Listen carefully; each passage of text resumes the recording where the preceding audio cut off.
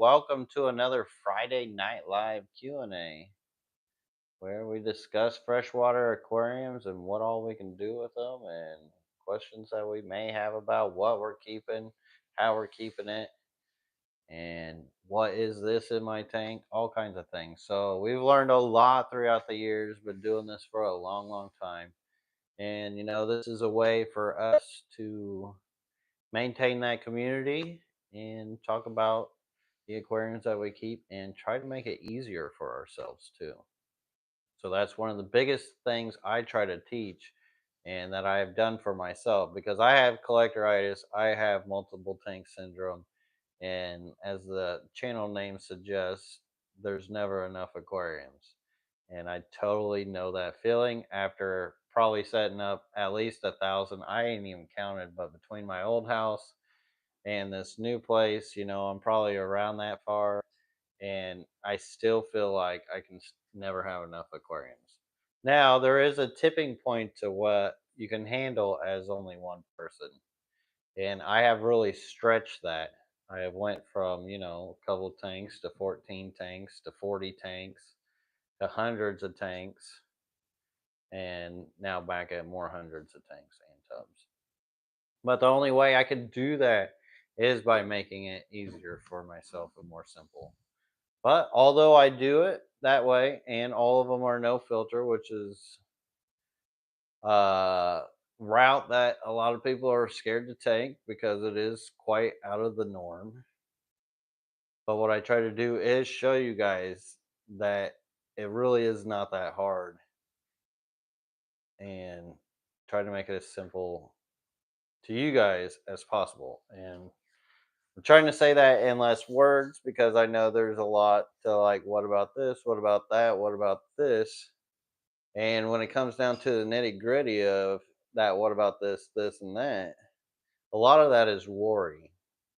When it comes to nature, how aquariums work, and the no filter aquariums work, it literally is just a water box with fish in it.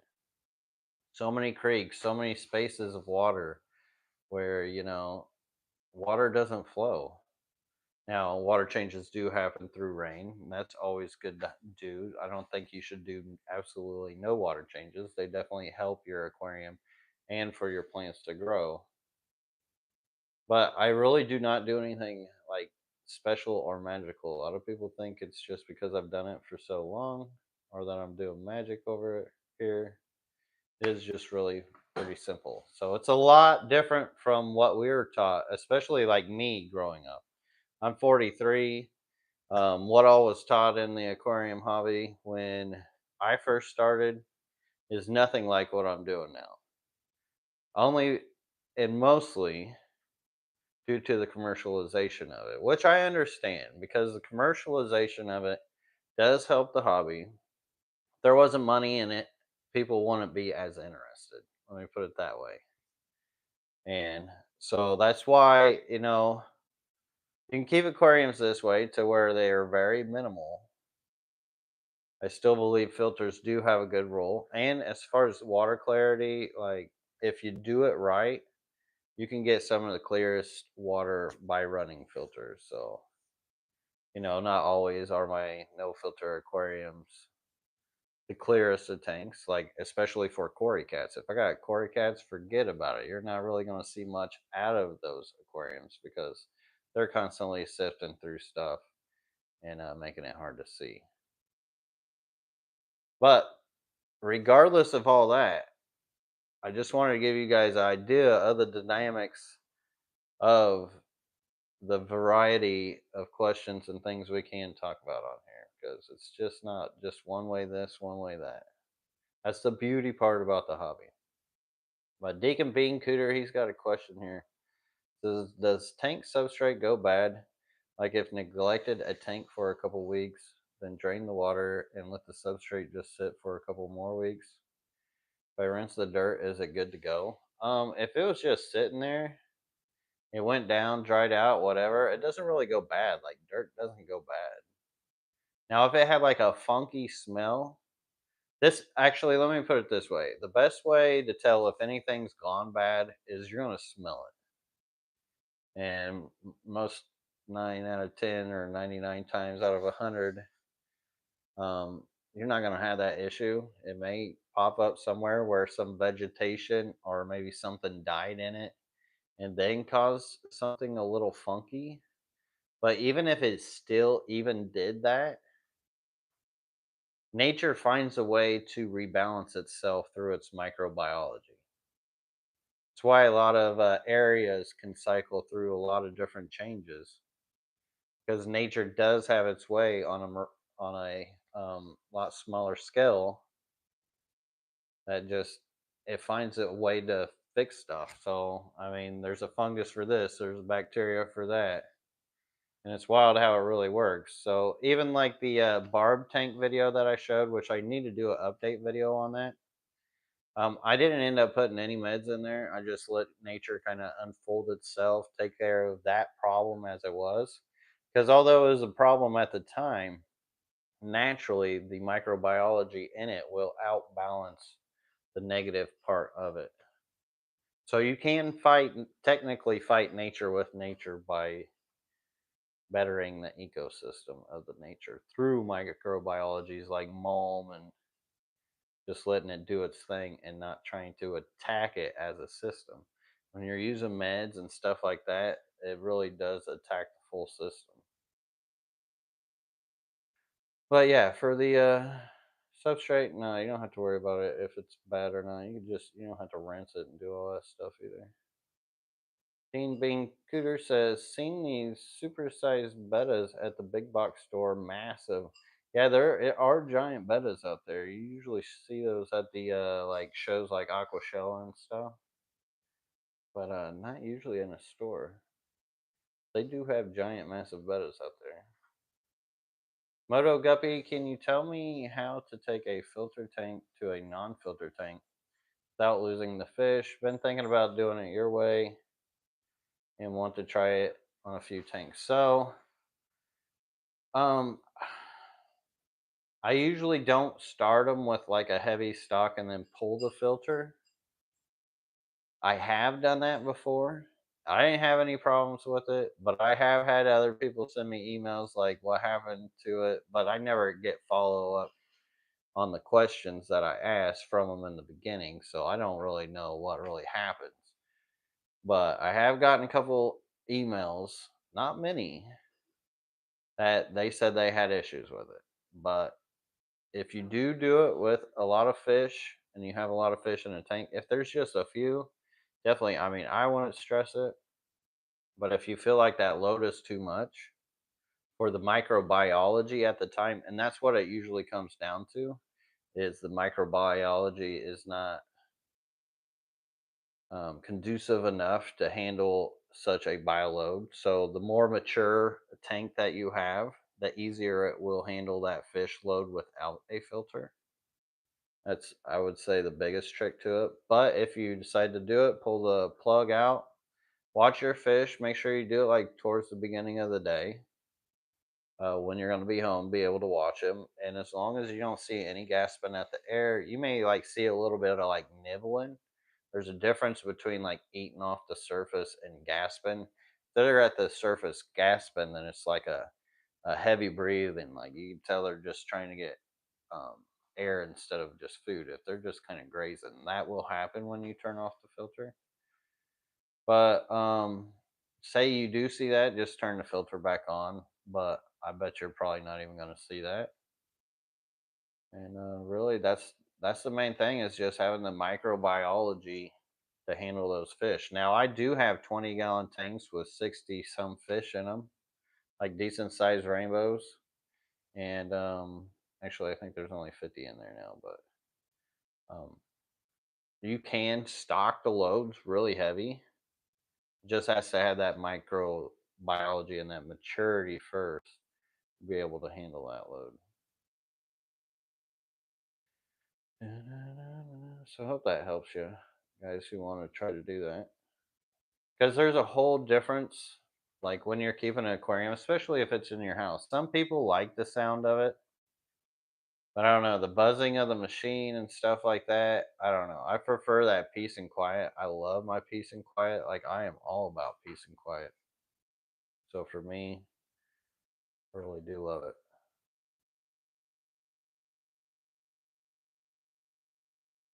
Although I can still hear the fridge, it's not quite like pummeling water of a filter. Helps keep my ears sharp too.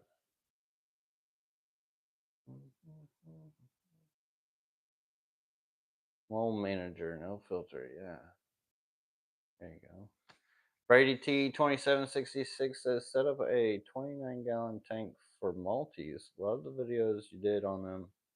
I want a floating plant that gets bushy and hangs down a little to cover 4 or 5 inches of the tank.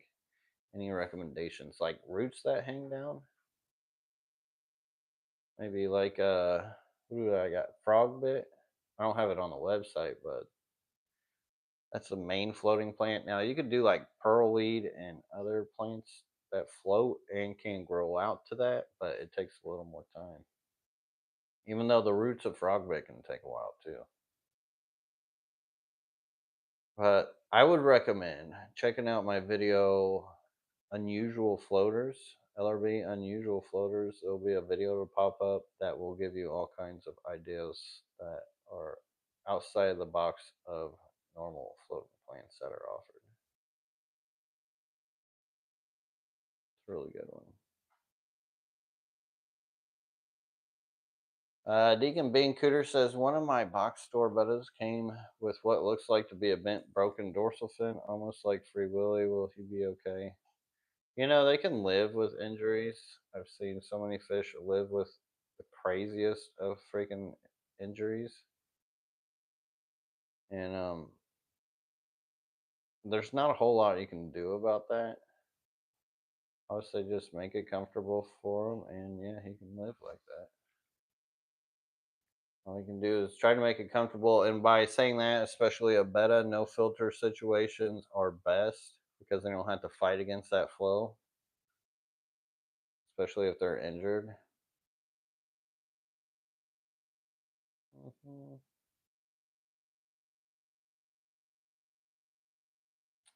Yeah, Hager electric bill went from 200 to 600. Thinking about going filterless to reduce that. I mean, it may reduce it a little bit, but I think that's how it's gone for a lot of people. Greed is running amok right now. It's crazy on prices of things. They talk about 10% inflation. Like that math ain't mathing. Not compared to what it was like 5 years ago.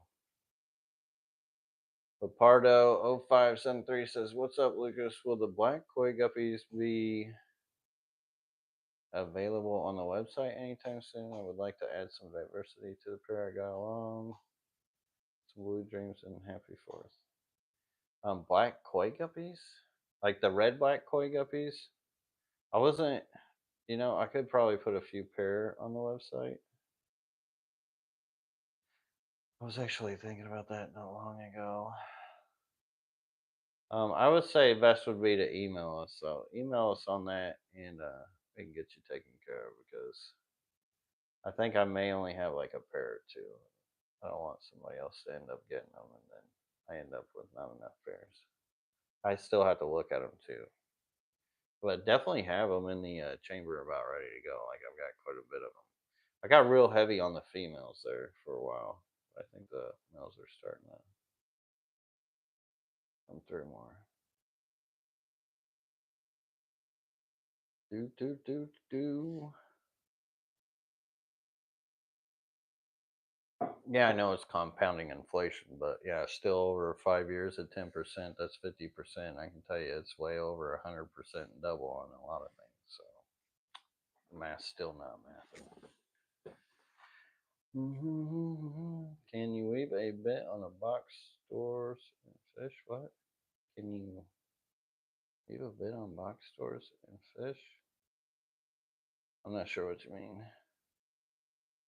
In the HVAC world, the 60% increase is actually closer to 160%. Yeah, I believe that. I believe it.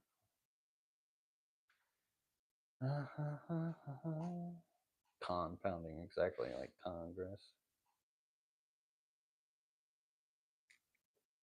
Listening to your talk with Father Fish about a year ago. Great stuff. Nice. Yeah, that's been about a year ago, huh? Crazy how time flies. All right, I'm at the bottom of the chat. If you got a question, that's where I'm at. Whatever it may be, with aquariums or whatever you want to ask. I don't really care anymore. So give me something to talk about. Joe MTL says, what kind of microfauna will naturally occur in a no filter aquarium? So often you'll get like the seed shrimp, you'll get detritus worms, and these tend to hitchhike on plants. You'll like never see them on the plants, but or they'll just pop up. I don't know how the heck they get in there, even if I do give fish baths. But copiopods, infusoria sometimes. Those happen more in like shrimp tanks. Like in fish tanks, you won't see like any of hardly of that. But in the shrimp tanks, you'll see more of it because there's not really the fish picking on it. Granted, you won't see it in the fish tank when the fish are in the aquarium. But when you pull them out and you give that aquarium some time without the fish, they'll pop back up. It's all part of the ecosystem. It's all part of the microbiology that plays a deeper role in our aquariums than we allow them to. And the fact that we don't allow them to in our aquarium kind of cheats our fish in a bit, because it's what's really natural for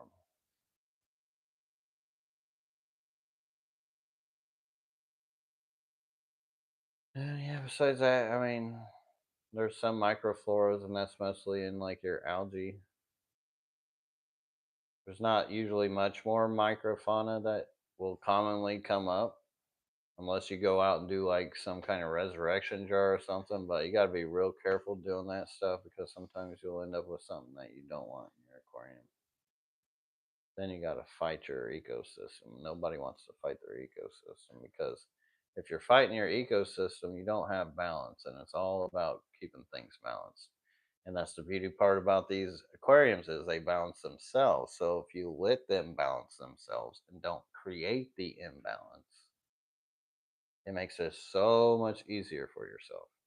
And the fact that you can get the balance by really not doing anything, I mean, what else you want? Gary Steen 9536 says my turtles need cover from birds of prey but need UV to bask. Question mark. So the best thing you can do is really just create some kind of cover for them. I mean, I know you probably don't want to look at a cover. You want them to be able to bask, but I mean, you get a log. Turtles are usually pretty quick too. Give them a basking log or something that's like in the water that they can jump off real quick and get away from the birds. Then I mean they've got a pretty good survival rate because if they're young and healthy, they'll be all right.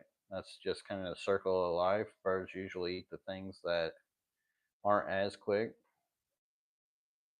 or the easier catches.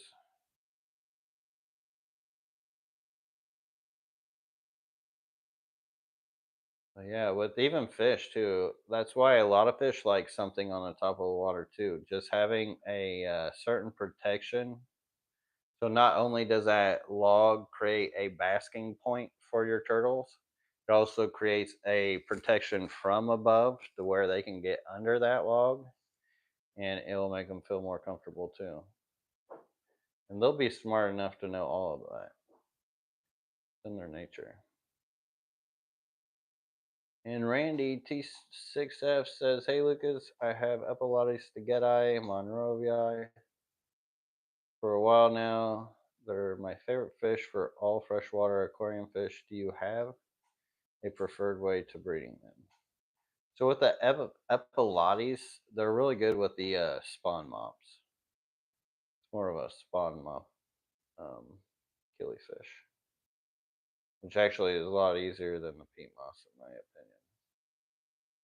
And they don't necessarily need the dry period. You can just take a spawning mop and put it into another tank.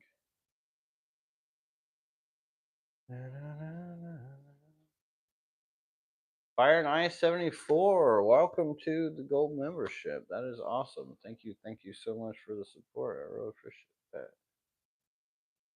that. Deacon Bean Cooter says red net's better than green for catching fish. So I use white nets.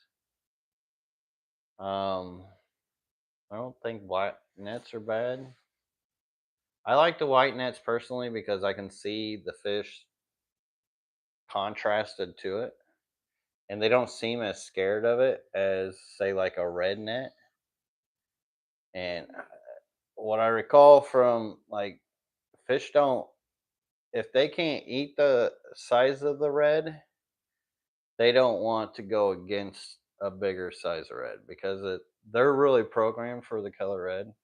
We did a test to see which color that they preferred to go after, and it was red.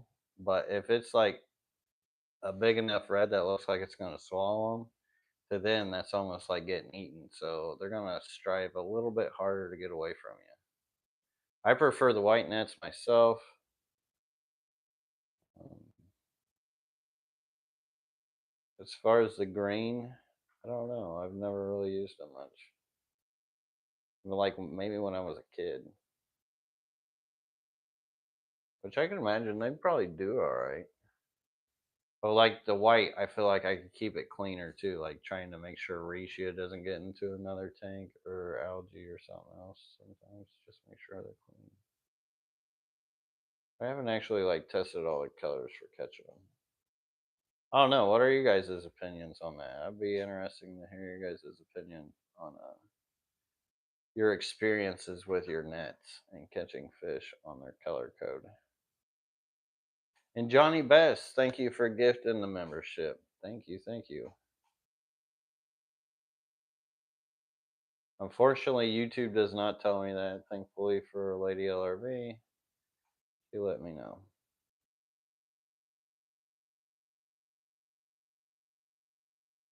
Yeah, Randy, you want to take the eggs, or at least move the spawning mop to another tank where they can't predate on them. They will definitely predate on them. For sure. Besides guppies and bettas, what's a cool fish for heavily planted 5-gallon? I would say that some of the smaller asboras. There are some smaller tetras out there as well. Maybe a few pygmy cories, maybe a few peep buffers, and I would do mostly those species only, or maybe do a combo of the pygmy cories with a few asboras. Coolie loaches wouldn't be a bad fit for those either because I like the tight spaces as well. Johnny Bass asks if I'm still breeding half beaks, so I'm not. Kind of let those face out just because one, they're jumpers, two, they predate a lot, and I don't really get that much from them. And there was just more work involved to them than what I'm trying to flow with.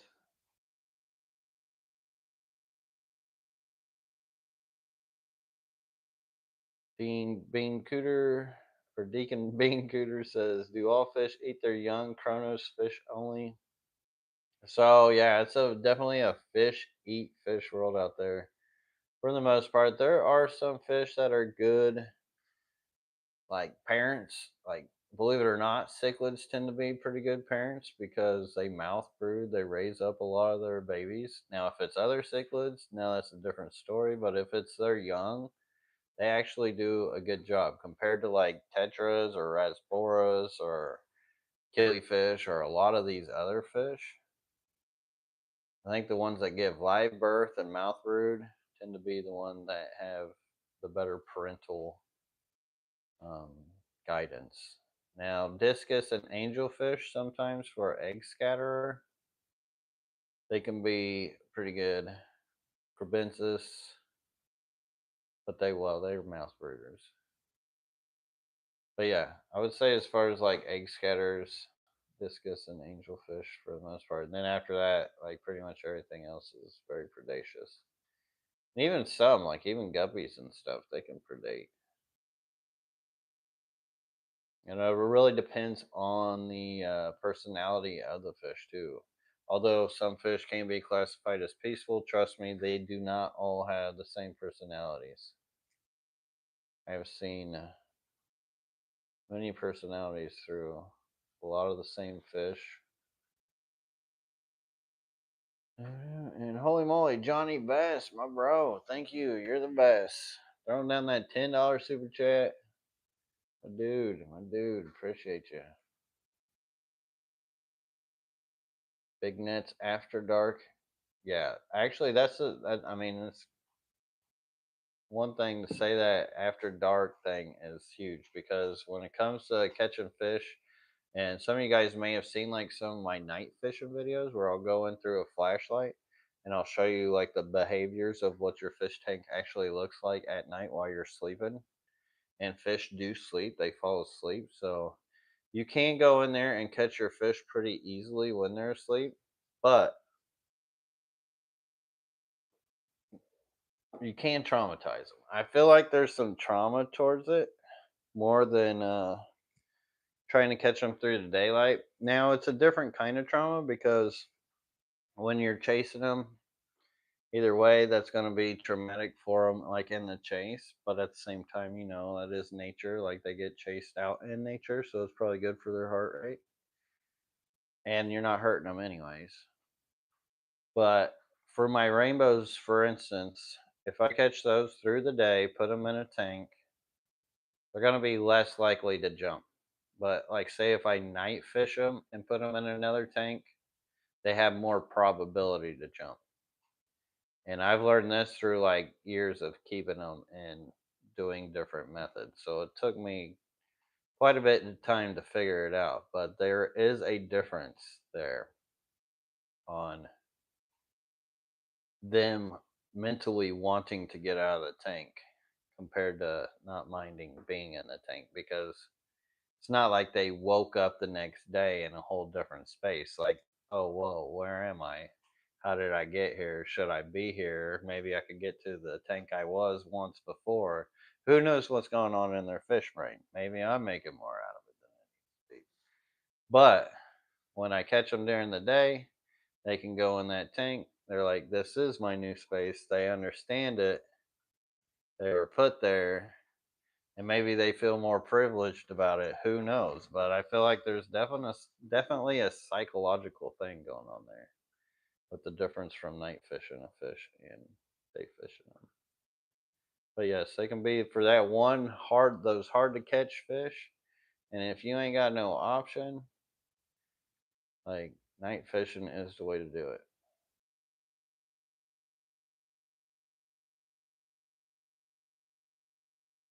Right on, Thomas. Appreciate that. Jeff Kane says there was a claim that fish couldn't see red in the fish keeping hobby. Red is pretty common color for fishing, so that theory never made sense to me. Yeah, no, that's definitely a theory that has no ground at all. I've literally seen the color test and done them myself. Me and Haley, if you guys remember Haley, her and I did that, and they do have the I can see it. That's why the tetracolor tropical granules work so well. That's what got us talking about it. Rummy nose tetra breeding tips. So rummy nose definitely egg scatters, definitely predaceous upon the breeding. You do want softer acidic water because if your water is too hard, the eggs cannot hatch through that hardness of water. It can encapsulate them too hard to where they can't bust through. And you want to like the best method as far as tank setup, I would say some sand. Necessarily doesn't need to be sand, but they at least need like some kind of cover on the bottom to where it's not reflecting. So you can either spray paint the bottom or something. I would just dabble a little sand in there and then put rock piles on one end and maybe run the light. Actually, I would not even run the light for a couple days. You can say if you want a light, just run it very few hours, but they need a lot of dark as far as breeding and just having more of a natural behavior to kind of set the mood and make them comfortable enough to breed. A lot of those tetras are like that, where they just need a dark tank, no light on them, or just the ambient light. And what I'll do is you'll notice some babies sometimes popping up before you feed them that day. And if you see any fry, or even just give them a week and move them later, just give us some time for them to pop up. They will just throw their eggs into that rock pile, and eventually you'll have babies. They do make egg catchers now too, though, that you could hang onto your aquarium, where you need like a breeder box, and it goes to this egg contraption, and it'll actually collect the eggs and put them into another container for you. So if you really want to produce like the crap out of them, they do have those options now.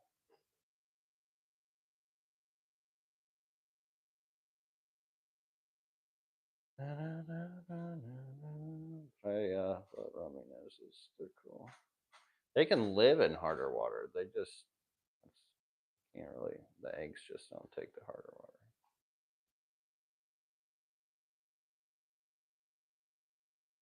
I've been seeing posts on Instagram about fish feeling pain for 22 minutes after removing them.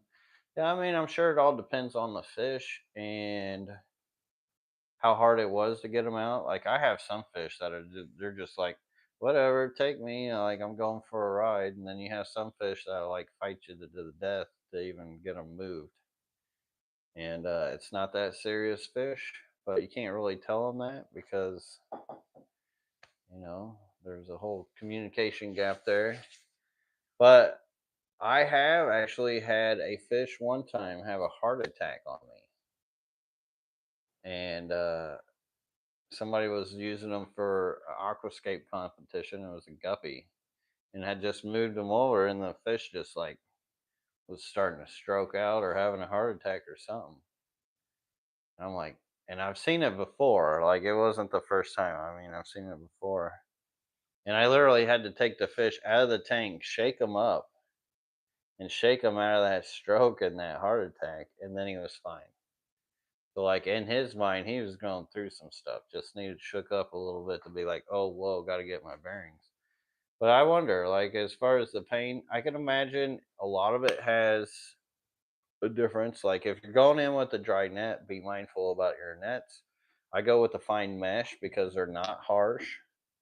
The softer you can be on your fish's natural biofilm skin around its body, the better for it. Less pain or suffering it will have. And that's why sometimes, even like the babies, the way I catch babies, or even some fish, you can bring them into the net, get a little cup, and then dip them into the cup.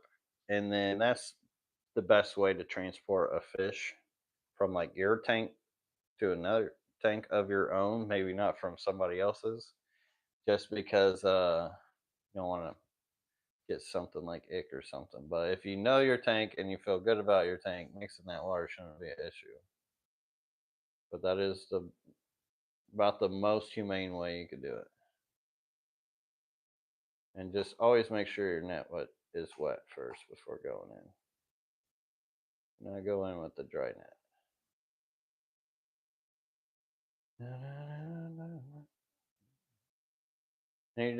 Any updates on the progress with your rice fish, Lucas? So as far as the rice fish, I'm kind of wanting to hoard them, to be honest. I'm wanting to hoard them. I know a lot of people want those rice fish, but like I don't feel like my numbers is as strong as they started with, and I know I have like some predaceous bugs. So I'm really cautious about selling any right now. Plus, on what I'm working with, the more fish I have to breed with, the more I can make and create. So I feel like I want to just hoard a bunch of them so they can like really produce instead of just trickling out more down the future. Because it is a numbers game too, especially if you're trying to breed money to feed your family. And that's pretty much what I do. Fire Ice 74, have you ever bred least killifish? So I have in like little planer aquariums, and they usually just community breed. If you keep them in a species only, it will just pop out babies if it's a nicely planted aquarium. But if you want them more in a controlled way of breeding, I would recommend one of those egg catchers over the rock pile method because they are more of a trickle spawner, kind of like barbs are, to where they'll only lay a few eggs a day instead of a big amount at once or just in a couple days. So if you really want to get numbers out of them, you either got to have a ton of them or you're going to have something that can continuously collect for you.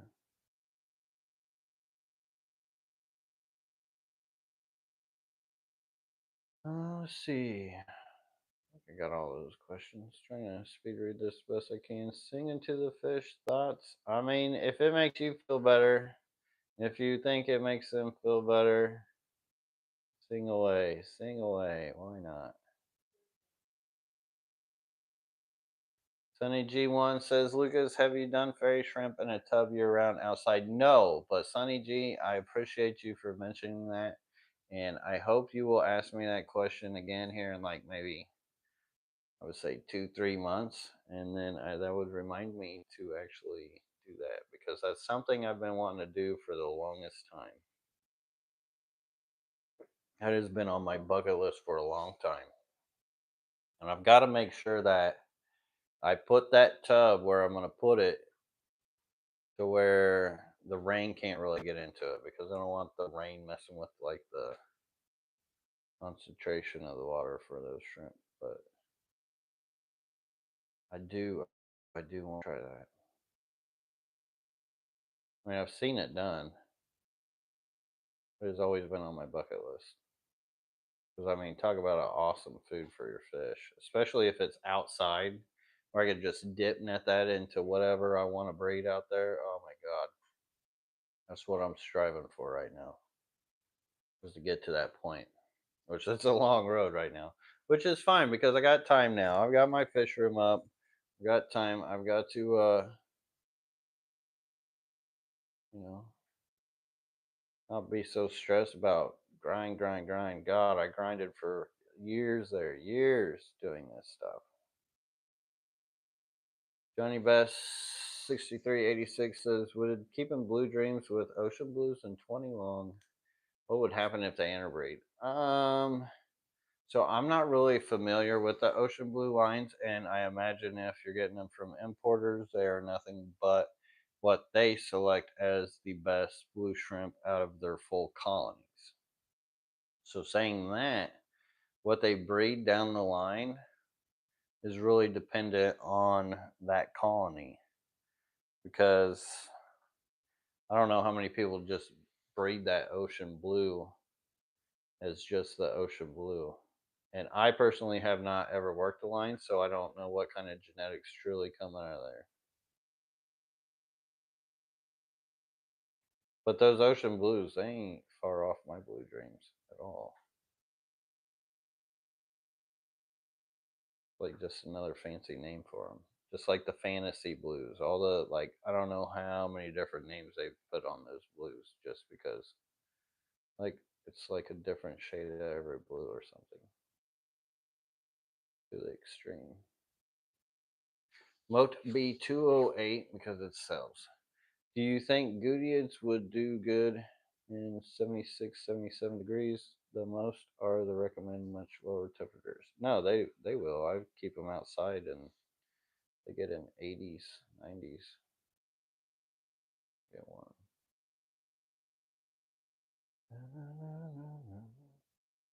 Oh yeah, thanks for reminding me, guys. LRBAquatics.com. So I do sell stuff that I do breed, and I'm a big believer in doing right by the genetics of the fish and expanding them to where they're not also inbreded and put the tender love and caring and that kind of stuff. Now, shrimp are different. You don't want to really mix shrimp with other lines of shrimp because the way they pass their genetics down is a bit different. I have been working on lines of blues for a long, long, long time. I was the one that actually straightened them out in the hobby because they used to throw some crazy stuff, and everybody just wanted like blues that threw blues. So I created that. Sonny G says, "Least killifish males swing that gun and pony them around like a." They definitely do. They definitely do. And if you watch them too, they'll have little battles with each other. Tung Sung Face says, "I'm having a green spot algae on the leaves of my Anubias. Any suggestions how to get rid of it?" So just take your fingers, just kind of like lightly rub it off. It'll come right off. And if you got a filter, it'll filter it out. But best time to do that is rub it off, then do your water change. That way you can get the algae spores, most of them out of the water columns. And then as you add that water in, it'll reoxygenate and oxidize a lot of the other molecules that had gone into the water. Jessup Dean, I don't know if I said that right or how that goes together. But it says, "Any advice on Kobatai reservoirs? I picked 10 recently from a well store and added to a well-established plant, 10-gallon tank with shrimp and autos. All parameters are on point, but still 3 passed." Well, your parameters on point. Did you met them a lot? And it is a real well-known store. Like, how long were they meted there? What was their age? Did they have shock? Lots of questions there. Did they all die all together? All three? Was there any external signs on the body of exit wounds? Because if there's that, then that could be parasitic. But if they just died just cause, um, if you say parameters were on, I don't know what you really mean by that. I mean, it doesn't sound like Kobatais aren't that sensitive.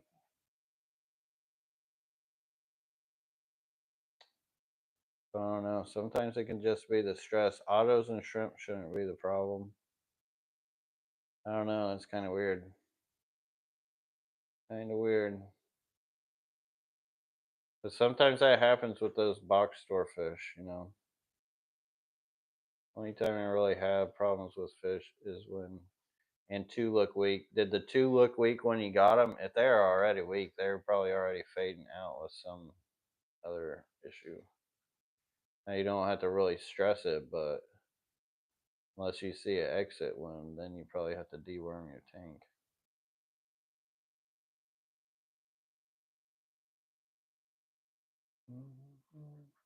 Gary Steen says fairy shrimp. Yeah, like brine shrimp. You know, like the capsulated eggs and brine shrimp you hatch. So instead of feeding them as little babies, you let them grow out to the actual fairy shrimp. Then you'll have a continual source of brine and fairy shrimp. Matter of fact, I've got a video. If you type in LRB brine shrimp, there's a video where I show a tank of this guy. I did a 10-gallon and just had them all colonized, breeding out. It was really cool.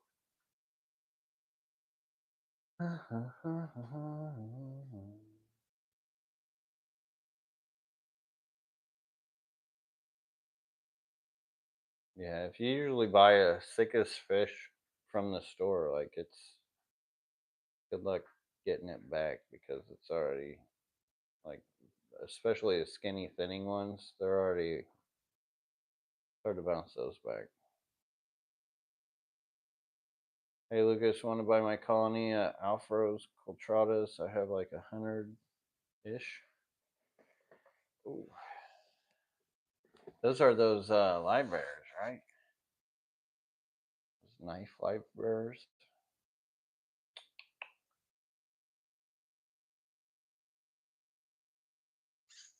I don't know. Yeah, I do got tanks. I could probably put them. Send me an email. We'll talk about it.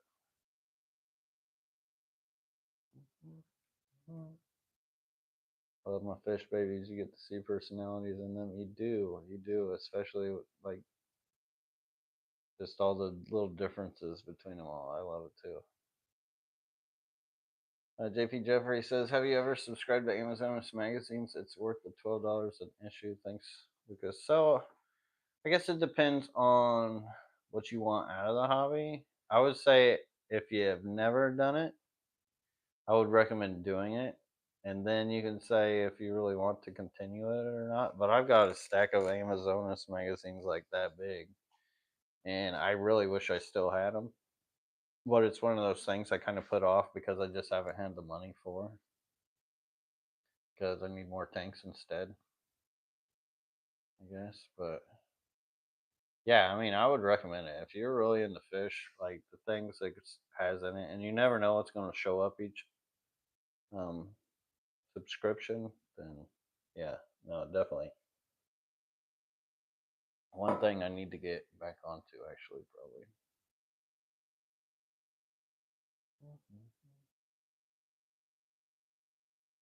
You know, $12 for a magazine, especially to something so specialized, isn't that bad of a deal because you know a lot of things go into like the working and making of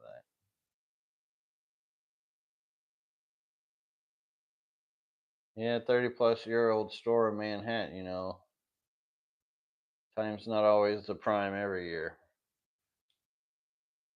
Yes, up Ian says they looked super healthy for 2 days and then started dropping literally 5 hours swimming like nothing happened. Were they eating? So 5 hours swimming like nothing happened? That is weird. So you had three. You had total of eight, three down, five fine. Mm, I don't know, dude. Unless there's an exit wound or something else happening, like something internal. Lucas, have you ever read Auto Sinkless? No, I have chased it though. When like they were first coming out, I had a whole 125-gallon full of green water, and never had luck with it. Which I know they were doing good with the green water, but I feel like I was approaching it the wrong way. One needed leaf litter. Leaf litter is actually a huge, huge part of their gut biome. So I think in addition of leaf litter and sticks, I did not realize how much they are natural to just hanging out on sticks, like twigs. Not the big sticks, but like twigs and stuff. That's one of their most comfortable spots. So having them all moamed up with the beneficial bacteria on them, and then the leaf litter, and shoot, even if you get green water in there, even better. Which is kind of tough to do with leaf litter because they kind of negate each other through the acidity and their microbiology. But now the predation part, I don't know. I mean, I've heard of people kind of community breeding them a little bit, but not as far as like big numbers. But I can imagine if the leaf litter is thick enough to where the adults stay towards the surface and the babies can go to the bottom. I think there's a lot of potential in that if I were to approach it again. And Voa6110 says, "Hi Lucas, how do you deal with the biofilm on top of the water if you don't have any air pump or surface agitation?" So I don't really do anything about it. Sometimes it happens, sometimes it doesn't. Usually, if there is a film on the surface, it's usually due to high excess proteins. So, say if you have bigger fish in a no filter aquarium to the volume of water, there are proteins that they release off their skin coat can help feed that biofilm, which there's nothing wrong with it. It's actually more like a natural lubricant anyway. Um, and it will phase out because eventually microbiology will grow out to absorb that. A lot of my no filter tanks don't even have any of that protein film on them because they are balanced out. But I don't sit there and try to fight it. If you really wanted to try to wipe it off, paper towel does a pretty good job of absorbing it. But you got to kind of like swipe and wipe it off. Takes a little certain art to do.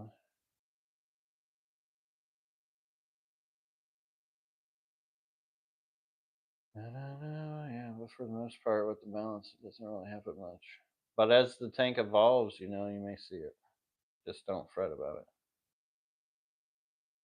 it. Gary asks, how are the ropefish? Any bambino? So no little babies yet, but the ropefish are doing good. Once again, one day I hope to get their tank to be a little different, just to set it up for more of a success. That's another one I think would do better with a lot of leaf litter as far as trying to breed out. But the only problem with that is I think they prefer harder water. They're supposed to prefer harder water. And ours is, like, we've got mineralization, but it's still kind of soft. So I don't know. If I had too much leaf litter, how acidic it would make the water to where it wouldn't be as comfortable for them. It would be a gamble. I don't know if I want to gamble with those. I don't really. I don't know. But I do love watching them. I love those ropefish. Although I'm not breeding them. There's something that they always catch people's eyes when they walk in.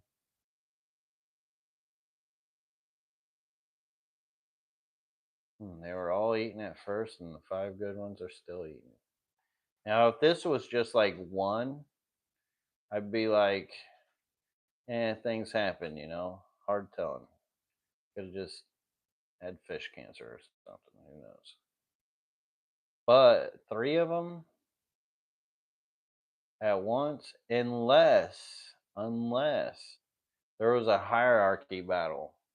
This is the only thing that I could explain it, because sometimes this does happen with smaller schools. If there was like a coalition between these fish that we didn't know about beforehand, and they ended up being grouped together into this smaller space, and they didn't really like each other, you know, that unfortunately happens. There is potential that that could have been the case. So if nothing ever comes out of it on top of like any more deaths from them, then I would rule to that.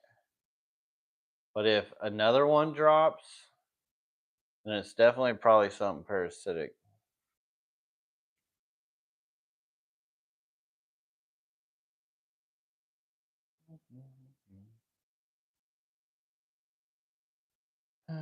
So yes, the live bear, knife live bear, those things are cool. Can I keep a knife fish in a 10 gallon? No, definitely not. You're just trying to give me questions.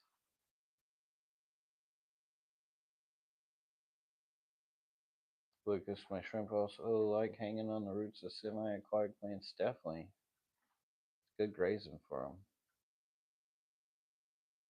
Oh, see, there you go. Sunny G says there's a dude showing using sticks to breed otters on YouTube somewhere. Yeah, that totally makes sense.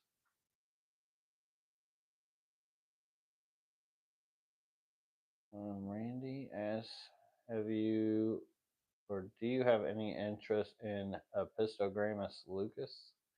So as far as the pistos, I just don't have space for them. Unfortunately, there's not enough tanks. There's never enough tanks. So, like, if I'm having troubles enough holding on to my Tanganyika and cichlids, the only way I could do a pistos is if I tear down that storage part that I want to do eventually and add those racks where that's at. Then I would have a little space for that. But yeah, I need another barn. I need another barn to do a pistos. I just, unfortunately, I can't do them all. Fishy Council, right? There's actually a really good video series I did. what the heck did I call it? Do you remember that video series I did with the mascara barbs? Oh, the fishocracy, where they're like longer videos, and I explain like the fishocracy that's going on between these mascara barbs and these hill trouts, the Borrelius ardens, and killifish.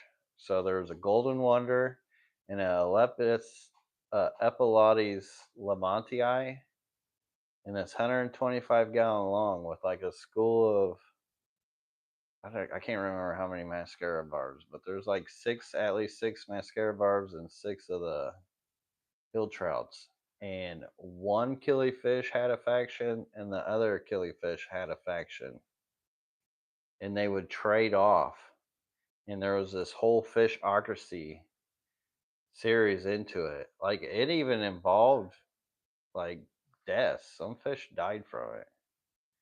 It's really crazy. Like I didn't really see the deaths coming, or I would have stepped in and done something. But you can tell there was a battle that happened, and some of them just didn't make it. It was crazy. I, huh? I don't think so. Not during the fishocracy. I don't remember. They might have been. Kobutai Syndicate. Yeah, I mean, the fish eat fish world with those. Cool fish mythology. Yeah, no, this was real stuff. Have you ever kept Limia nigrofasciata? Do they do well in dirted tanks? They would. I haven't personally kept them, but they definitely would. Any of those Limias would. Well, you're welcome. I hope it helps you, Jess, and gives gives you a little insight of what may be happening. And yeah, always feel free to come back or ask questions on any video or whatever, and I'll try to help you out. Yeah, let us know. I'm kind of vested now. Lucas, which kind of sticks for autosynchronous like? So like a twiggy, something like my finger or less. Because they actually will like wrap their eyes around it and stuff. It's wild to see them on sticks. But yeah, just anything really twiggy, like oak, maple, could be whatever. What was the fish that made you go all in the hobby? So it wasn't fish, it was actually plants. It was the day that I had, well, okay. I had gone to the store. I wanted to get back into the hobby after graduating college, or, well, ITT Tech, whatever you want to call it, in design. And I had a tank growing up, and I mean, it was cool, but I was still a kid in school and didn't really think about it much. But as I was setting this tank up, I had fish in it. I was already doing stuff. I had like made this like multi-pier thing to where I was hoping the fish would go under it and swim under it, and it would look cool, which they never did. But I was in that fish store, and I looked behind myself at one point, and there's this just little slither of a section of a plant section. I'm like, plants, plants, what is this? And then I just started diving into it, looking at it, and then I got online. And I saw that there was forums like planettank.net, Aquatic Plant Central, and that stuff. And then I just got hooked. And there was this buddy that I had on planettank.net named Yoink that got me into all the CO2 stuff, the RO water, like the really fine, like ADA bits. This is around when ADA was starting, like their first years. And just seeing like cherry shrimp are just coming out, crystal reds and blacks were just coming out. Those were the only flavor of shrimp you could get. And once I started getting into these ecosystems with these plants, like I started off with CO2, all that stuff. And I did real nice CO2 tanks there for like years just as a personal thing. because we didn't really think about it. It was like being a job at the time of doing it online or something. Like brick and mortar was the only option. And I had worked construction because although I got a degree in design, I'm not going to sit in the office. I can't do that personally. My soul doesn't work that way. So I got to like be working with my hands. And so construction was it. And then,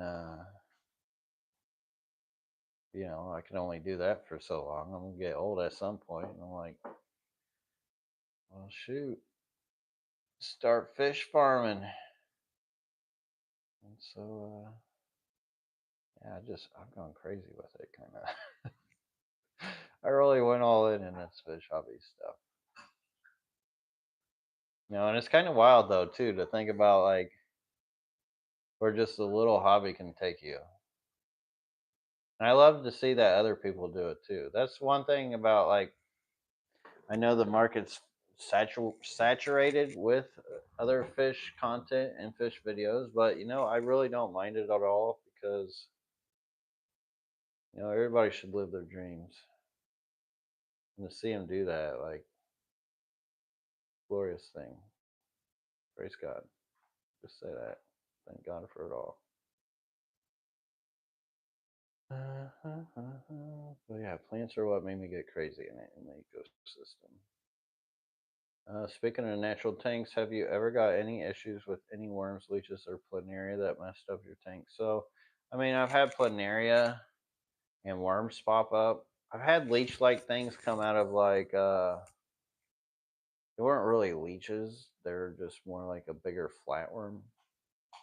I had like actual leeches, but that was a long time ago with feeding blackworms. So I don't do that anymore just because of the things.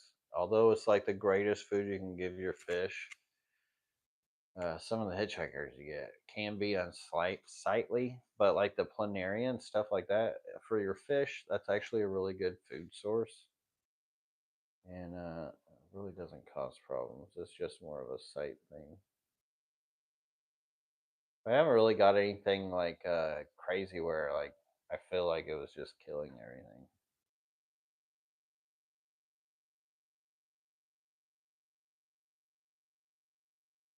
Saya says her whiptails hang on the twigs a lot too. I could definitely see that. And it's really a good food source for them. Just the biofilm that those sticks can create.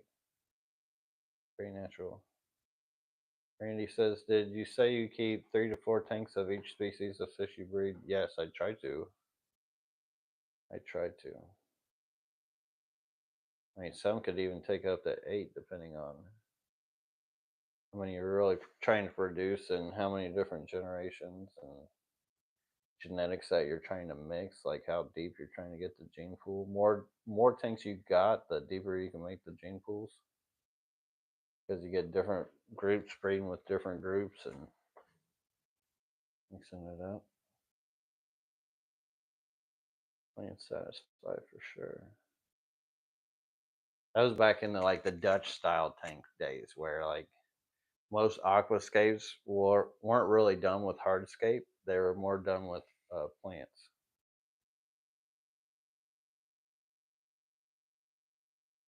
Lucas, Sarah, did you see my email request about pingu guppies?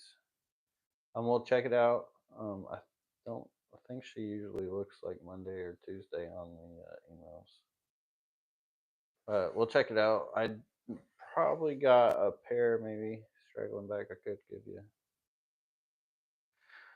Just says, Jessup says, do you think it's worth returning them or sticking with the 5 healthy and 2 weak ones? They are recommended in groups of 8 to 10. I want to risk the autos or getting more, possibly losing more. I would say stick with the 5 healthy. See how they pan out because you don't want to get more and then have the same issue. And although they say 8 to 10 is the recommendation, five's a good group of them too. And then maybe add to it later. See how that works. Yeah, if they're already dying, I don't know. You don't want to get more to die. I'm kind of leaning towards the fishocracy theory of that because it really does happen. What's the biggest glass or acrylic aquarium you have? I think 75 is my. No, I got 125s now. I got 4 125s now. For the longest time, it was 75. Paradise fish can be leech destroyers. Yeah, that's awesome. Yeah, sometimes that's just fish food. Have you invented and named a breed of fishes? So the rainbow tiger antlers, I have created and invented those. Those were the most dominant ones that I did. Besides that, that's really about it. I try to keep things more natural than trying to create like actual new fish. And guppies, you know, they've been doing that forever. I had to get in on that bandwagon. L. Matthew says, Lucas, when are you going to have a deck of rice fish available for purchase? Right now, I'm kind of hoarding them because I just want the numbers out of them right now.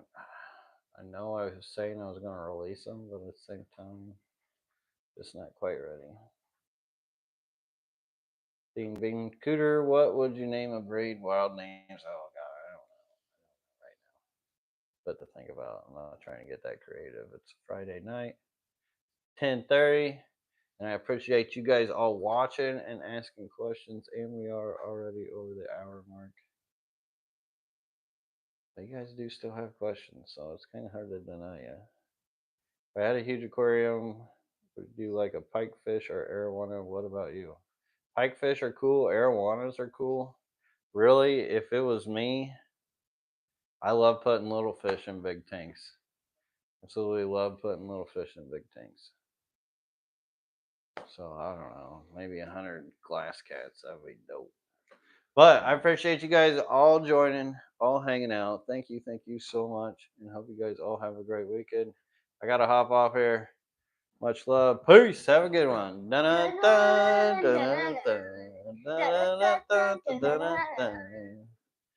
All right, got a little Wesley duo in there. Nice treat.